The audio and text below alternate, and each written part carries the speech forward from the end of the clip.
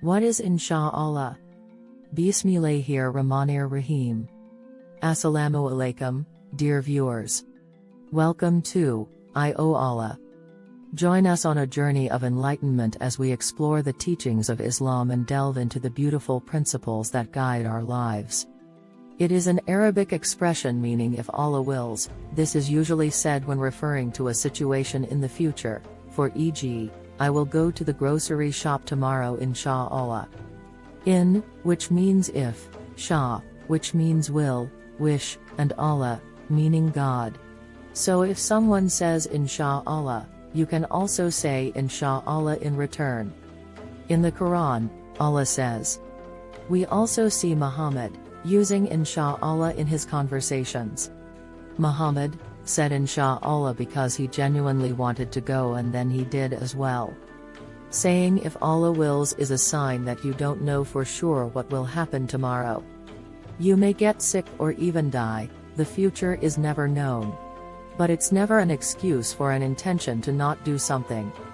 When determining to do something in the future, the will of Allah should always be referred to because He is the only one who knows what is to be and what is not to be. As mentioned here.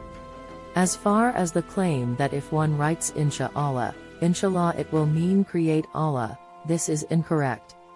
Because the verb create is classified as fi'l al-amru, imperative verb, in Arabic. The imperative form of create using the root word insha'un is unshia, anshi with a sharp ending, unlike an alif. When the word Allah is joined to the imperative unshia, the final letter of the imperative is given a kasra, e, based on the rules of morphology, unshia Allah. Technically speaking, the transliteration should then be anshi ilah. It is therefore incorrect to scrutinize a transliteration based on the technicalities of another language. In light of the above, the various forms of transliteration for Insha Allah are permissible. When to use Insha Allah? 1. What is to be done in the future, when you intend to do something? The word future here means anything that is yet to happen. However, there should be an intention of action. That is, to put what is intended into action. For instance, Allah says in the Quran.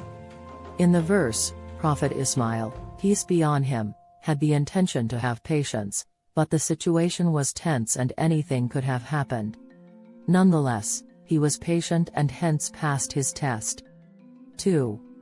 When in doubt, but having a strong belief nonetheless, when you want to do something. In a situation of doubt, where the person in doubt says he will get it right, Insha Allah should be used in company of the person's assertion. For example, Allah says in the Quran, the people in the above verse were in doubt. So, they said Insha Allah. They wanted to do something that they weren't sure they could do. Wanting and intending are different in a way that intend is to fix the mind upon something to be accomplished and then plan, while want is to wish for or to desire something.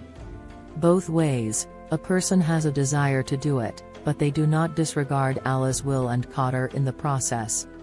3. When you want to achieve something because you put in all the effort, but you leave the results with Allah.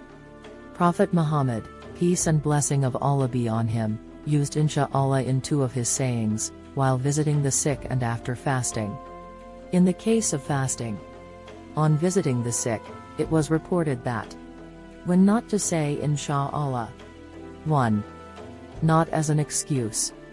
It showed that saying Insha Allah doesn't mean that you are not going to do something, as some Muslims have turned this phrase into an excuse and a way to get off the hook. Insha Allah is a firm commitment to walk the walk and talk the talk, while simultaneously being an expression of humility and acceptance of God's control over all things. 2. Not in your du'ish supplications. Prophet prohibited saying Insha Allah in supplication. Because Allah can do everything, and when you ask from Him, ask with conviction that He will listen, because Allah is what you think of Him.